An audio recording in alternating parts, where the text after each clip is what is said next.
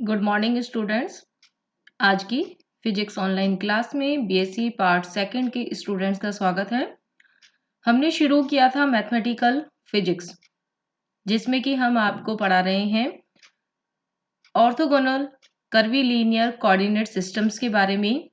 हमने जो पिछला लेक्चर था उसमें उसकी प्रॉपर्टीज के बारे में पढ़ा कि कर्वीलिनियर कोऑर्डिनेट सिस्टम क्या होता है, ऑर्थोगोनल कर्वीलिनियर सिस्टम क्या होता है, और उसमें जो भी एलिमेंट्स निकाले जाते हैं उनके बारे में पढ़ा।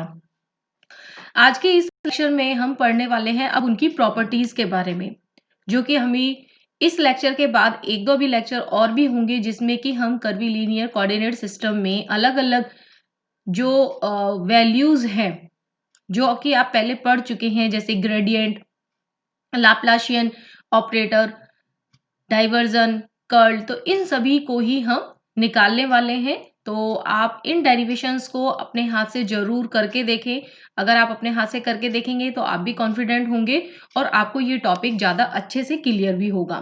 तो चलिए शुरू करते हैं आज का topic, gradient of a scalar field. ठीक है, कि किसी भी स्केलर फील्ड को यदि ऑर्थोगोनल कर्वीलिनियर कोऑर्डिनेट सिस्टम में, जैसे कि अब देखिए आपको डायग्राम में दिखाई दे रहा होगा, तो यहां पर हमने कर्वीलिनियर कोऑर्डिनेट सिस्टम लिया है ऑर्थोगोनल। अब जो भी हम बात कर रहे हैं वो ऑर्थोगोनल की बात कर रहे हैं, जिसमें कि सभी जो कर्व लाइंस हैं वो एक दूसरे के परपेंडिकुलर होती हैं। इसमें हमने स्केलर फील्ड को शो किया है। तो जैसा कि आपको पता है कि स्केलर फील्ड को जब हम किसी भी कोऑर्डिनेट सिस्टम में प्रेजेंट करते हैं, रिप्रेजेंट करते हैं, तो वो इस तरीके से इक्विस्केलर सरफेसेस के द्वारा किया जाता है। और इन सरफेसेस पे क्या होता है कि इनकी वैल्यू कांस्टेंट होती है। जैसे कि अगर हम सरफेस S1 की बात करें तो उस पर वैल्यू है 5, तो इसका मतलब इस पूरी की पूरी सरफेस पर स्केलर फील्ड जो है उसकी वैल्यू 5 होगी। लेकिन वहीं अगर हम S2 की बात करें तो वहां पर स्केलर फील्ड की वैल्यू है 5 प्लस डेल्टा 5। ठीक है, तो इसमें कहीं पर भी आप किसी भी पॉइंट पर अगर आप बात करेंगे तो इस पूरी होल ऑफ द सरफेस पर स्केलर फील्ड की वैल्यू या स्केलर क्वांटिटी की वैल्यू सेम रहेगी, वो चेंज नहीं होती है। इसीलिए हम इन्हें कहते हैं इक्वी स्केलर सरफेसेस। ठीक है, अब डायग्राम में हमने क्या किया है कि किसी पॉइंट P को लिया है जिसका पोजीशन वेक्टर है r। इसी तरीके से हमने S2 इक्वी स्केलर सरफेस पर सेकंड पॉइंट लिया है Q, जिसकी पोजीशन वेक्टर है r प्लस डेल्टा r। और P और Q के बीच में यदि हम देखें तो इनके बीच में जो डिस्प्लेसमेंट है वो डेल्टा r के बराबर होगा, क्योंकि अब देखिए आपको इन दोनों में अंतर कितना है, केवल डेल्टा r का। ठीक है, और यदि हम नॉर्मल डायरेक्शन में यानी परपेंडिकुलर देखें कि इस दोनों सरफेसेस के बीच में कितनी डिस्टेंस है, मिनिमम अगर हम डिस्टेंस देखेंगे तो वो परपेंडिकुलर डायरेक्शन में देखेंगे, जो कि आएगी पी आर। ठीक है, और इसमें ये एन कैप जो है वो नॉर्मल की डायरेक्शन है, unit vector in normal direction. ठीक है, तो देखिए ये तो हो गया डायग्राम के बारे में। तो यहां पर हमने यही लिखा हुआ है कि हम जो P हमने पॉइंट लिया है उसके यदि कोऑर्डिनेट्स जो है वो u1 u2 u3 अगर हम मानते हैं, तो हमारे पास जो इसका पोजीशन वेक्टर हमने अभी अभी आपको बताया जो r था, that is equal to r u1 u2 u3 हो जाएगा। ठीक है, इसके बाद हमने आपको बताया था कि displacement of q with respect to p वो कितना है, डेल्टा r के बराबर हो जाएगा। तो rate of change in scalar function यानी फाई जो है उसमें S1 से S2 में कितना रेट ऑफ चेंज क्या हो रहा है, क्योंकि दोनों की वैल्यू सेम नहीं है, दोनों की वैल्यू अलग अलग है। यहाँ पर 5 थी, यहाँ पर 5 प्लस डेल्टा 5 है, तो इसका मतलब वैल्यू चेंज हो रही है। तो यहां से एक सरफेस से दूसरी सरफेस तक जाने में उसमें रेट ऑफ चेंज क्या रहा, इन the direction of P Q. यहाँ पर डायरेक्शन का बहुत ज्यादा आपको ना ध्यान रखना है। तो in the direction of P Q, तो that is equal to the delta 5 upon delta R, क्योंकि इनके बीच में जो डिस्टेंस है वो डेल्टा आर के बराबर है। ठीक है। फिर मैंने आपको बताया था कि इनके बीच में, दोनों सरफेसेस के बीच में जो मिनिमम डिस्टेंस है उसको निकालने के लिए हम परपेंडिकुलर खींचेंगे। नॉर्मल डायरेक्शन यानी कि परपेंडिकुलर डायरेक्शन या फिर नॉर्मल डायरेक्शन में हम देखते हैं तो उसमें हमारे पास जो मिनिमम डिस्टेंस आती है वो आती है delta N, that is equal to the P R between the S1 and S2 and इसकी डायरेक्शन क्या होगी ऑफ देयर नॉर्मल, ठीक है, in the direction of the normal. तो इस हिसाब से डायरेक्शन, नॉर्मल डायरेक्शन में अगर हम मिनिमम डिस्टेंस लेते हैं तो हमारे पास क्या होगा कि delta five upon delta are जो है उसको हम मैक्सिमम ले सकते हैं उस डायरेक्शन में, और इस डायरेक्शन में डेल्टा आर की वैल्यू कितनी है, डेल्टा एन, ठीक है। तो इसका मतलब हमारे पास जो हमने यहाँ पे डेल ऑपरेटर लिया है उसको हम डी से अगर हम रिप्लेस कर देते हैं तो rate of change in phi maximum rate of change in phi that is equal to the rate of change in the normal direction, ठीक है।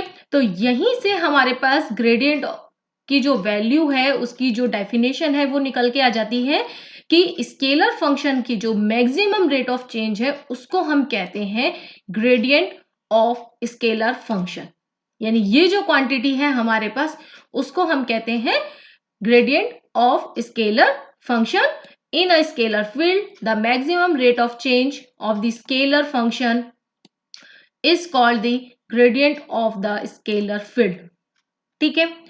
अब देखिए, अब ये तो हो गई डेफिनेशन की बात, लेकिन अब हम इसे निकालेंगे किस तरीके से, क्योंकि कैलकुलेट जब हम करेंगे कहीं पे इसकी वैल्यू निकालेंगे तो हम इस तरीके से नहीं निकाल सकते।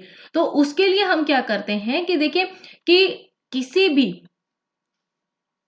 जो नॉर्मल डायरेक्शन है, जैसे कि अभी हमने डेफिनेशन की बात की तो यहीं पर ही कि ग्रेडियंट ऑफ स्केलर फील्ड क्या हो गया, अब एक वेक्टर क्वांटिटी हो गई, क्योंकि डायरेक्शन उसके साथ अटैच हो गई है कि ग्रेडियंट हमेशा ही नॉर्मल डायरेक्शन में होगा, ठीक है। और इसकी जो डायरेक्शन होगी वो हमेशा क्या होगी, to the normal of the scalar surfaces, जिसमें कि हमने एक यूनिट वेक्टर लिया था एन कैप, जो मैंने आपको बता दिया था। तो इसका मतलब जो ग्रेडियंट ऑफ फाई, यदि हम इस तरीके से सिंबॉलिक फॉर्म में उसको लिखना चाहें तो दैट इज इक्वल टू हो जाएगी हमारे पास डी फाई अपॉन में D N into N cap, direction N cap है उसकी, and that is by the definition, ठीक है। अब हम क्या करें कि दोनों में यदि डी आर को स्केलर प्रोडक्ट करते हैं, ठीक है, तो स्केलर प्रोडक्ट करने के बाद क्या होगा कि इस इधर की क्वांटिटी में कोई फर्क नहीं आएगा, लेकिन जो यहां पर देखिए N cap dot D R जो है that is equal to D N हो जाएगा, ठीक है। इनका जो स्केलर प्रोडक्ट जब हम करेंगे तो that will be equals to D N and that is the distance between the P and R, ठीक है। ऐसा क्यों है, क्योंकि जो इसकी स्केलर प्रोडक्ट की जो प्रॉपर्टीज हैं वो ऑर्थोगोनल रेफरेंस जो फ्रेम्स हैं उनके लिए भी सेम रहेंगी, वो चेंज नहीं होती हैं, ठीक है। तो जिसकी वजह से हमारे पास क्या होगा कि ग्रेडियंट ऑफ फाई, जो यहाँ पर हमने टर्म लिखी थी इक्वेशन नंबर जो 3 थी, वो हमारे पास कन्वर्ट हो जाएगी, और इस तरीके से देखिए हमारे पास क्या हो जाएगा कि gradient of phi dot D R is equal to हो जाएगा D phi upon D N, पहले से था, ये जो हमने वैल्यू यहां पर रिप्लेस करके dn लिखी तो that will be equal to D phi हो जाएगा, ठीक है। तो इसका मतलब क्या है कि हमारे पास जो ग्रेडियंट ऑफ फाई को यदि हम dr से स्केलर प्रोडक्ट करते हैं that is equal to change in only phi, ठीक है। अब देखिए यहां पर कुछ हम अजम्पशंस ले लेते हैं, यानी कि उनको लेट बी करते हैं कि ग्रेडियंट ऑफ फाई, यदि मान लीजिए ऑर्थोगोनल कर्वीलिनियर सिस्टम में मान लीजिए कि अगर ग्रेडियंट फाई को हम इस तरीके से वेक्टर रिप्रेजेंटेशन के फॉर्म में लिख रहे हैं जो इक्वेशन नंबर 5 के द्वारा हम दिखा रहे हैं, क्योंकि हमने कहा कि ग्रेडियंट ऑफ स्केलर फील्ड जो है वो एक वेक्टर क्वांटिटी है, ठीक है।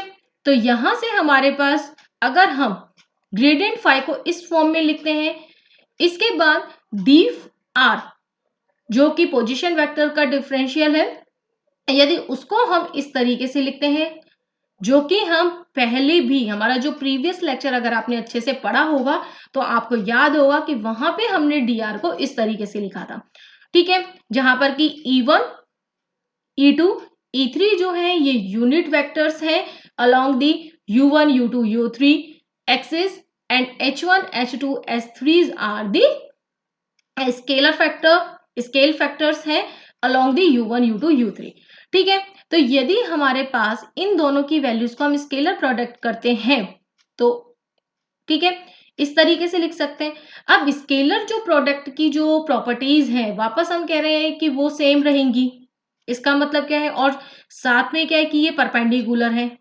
ठीक है ना, ऑर्थोगोनल कर्विलिनियर सिस्टम में हमने आपको बताया था कि उसकी प्रॉपर्टीज क्या है कि तीनों एक्सिस जो हैं U1, U2, U3 कर्व जो होंगे वो एक दूसरे के परपेंडिकुलर होते हैं। तो इसकी वजह से क्या होगा कि यदि हम यूनिट वेक्टर्स की बात करें उनके ऑर्थोगोनल कर्विलिनियर कोऑर्डिनेट सिस्टम के यूनिट वेक्टर्स की बात करें तो हमारे पास प्रॉपर्टीज वही रहेंगी कि यदि सेम यूनिट वेक्टर है तो स्केलर प्रोडक्ट 1 हो जाएगा, लेकिन अगर डिफर है तो 90 डिग्री होने की वजह से वो हो जाएगा 0, क्योंकि हमारे पास स्केलर प्रोडक्ट में आता है a dot B is equal to A B cos theta and theta is the angle between the a and b।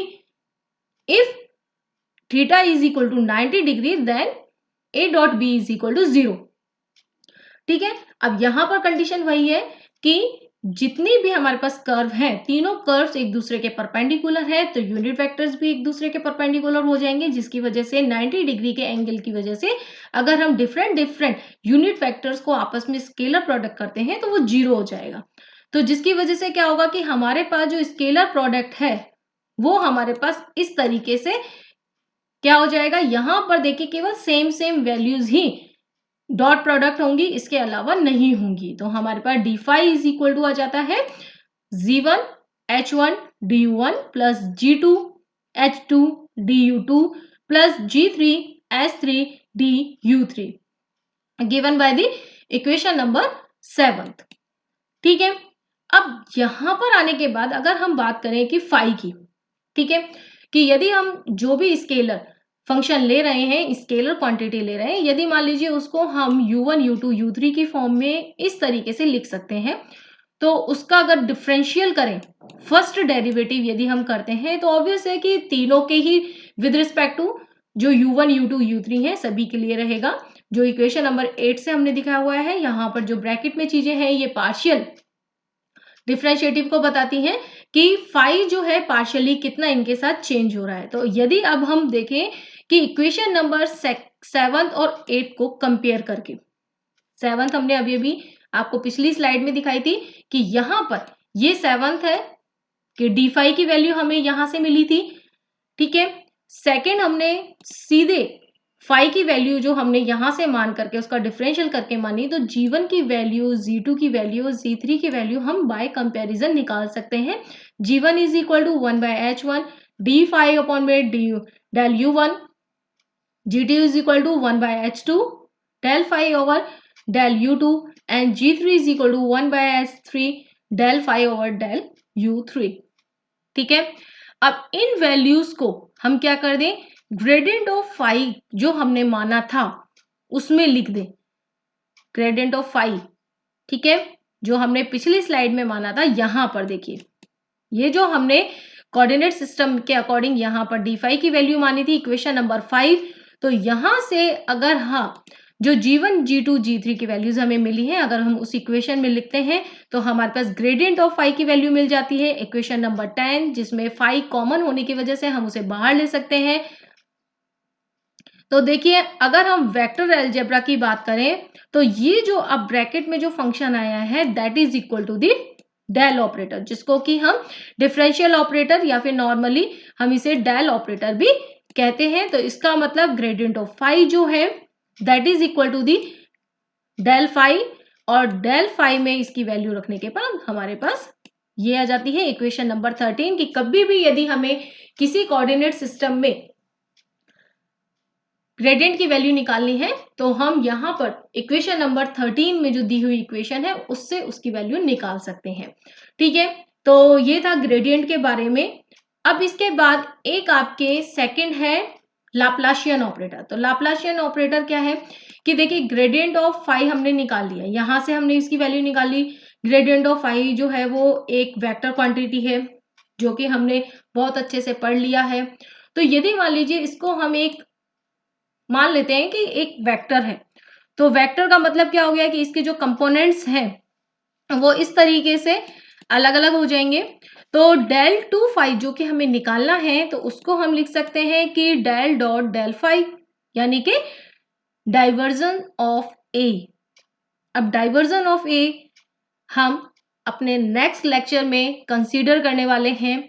बड़ा टॉपिक था, इसकी वजह से हमने उसको एक सेपरेट उसमें रखा है लेक्चर में। तो आप उसको जब पढ़ेंगे मिस नहीं करना है, ये ध्यान रखना है। तो पढ़ेंगे आपको ये चीज क्लियर हो जाएगी कि डाइवर्जेंस ऑफ ए जो है वो इस फॉर्म में आता है। ठीक है, किसी भी ऑर्थोगोनल कर्वीलिनियर कोऑर्डिनेट सिस्टम के लिए जब हम डाइवर्जेंस की वैल्यू निकालते हैं तो वो इस फॉर्मेट में आती है।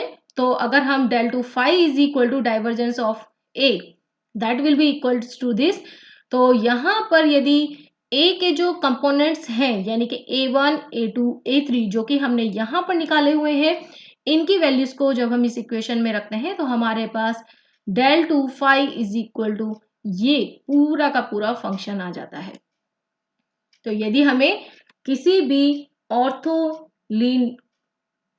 ऑर्थोगोनल कर्वीलिनियर कोऑर्डिनेट सिस्टम में लाप्लासियन ऑपरेटर की वैल्यू निकालनी है तो हम इस व्यंजक को यूज करेंगे, इसको निकालेंगे और जो भी वैल्यूज आएगी वो अलग अलग कोऑर्डिनेट सिस्टम में, जैसे कि अभी हम आगे के लेक्चर्स में पढ़ेंगे कि ऑर्थोगोनल कर्वीलिनियर सिस्टम भी कई तरीके के हमने पढ़ भी रखे हैं। तो उन सभी के लिए इसकी वैल्यूज भी अलग अलग हो जाएगी, लेकिन जो कॉमन उसका जो फॉर्मूला है वो ये है ऑर्थोगोनल कर्वीलिनियर कोऑर्डिनेट सिस्टम के लिए। तो यहां पर हमने इस लेक्चर में दो प्रॉपर्टीज के लिए पढ़ा, gradient and Laplacian operator. Further जो वीडियो है उसमें हम डाइवर्जेंस पढ़ेंगे, कर्ल पढ़ेंगे और फिर जो many varieties of orthogonal curvilinear coordinate systems के बारे में पढ़ेंगे। तो आप किसी भी लेक्चर को मिस ना करें, इंटरेस्टिंग टॉपिक है, अपने हाथ से एक बार जरूर करके देखें इन डेरिवेशंस को, उसके बाद ही श्योर हो कि आपको ये टॉपिक क्लियर हुआ है या नहीं हुआ है। यदि आपको कुछ भी प्रॉब्लम आती है टॉपिक से रिलेटेड तो आप मुझे कॉल करके या अपने व्हाट्सएप ग्रुप पे, जो आपकी क्लास का व्हाट्सएप ग्रुप बना हुआ है, उस पर डिस्कशन कर सकते हैं। So thank you so much.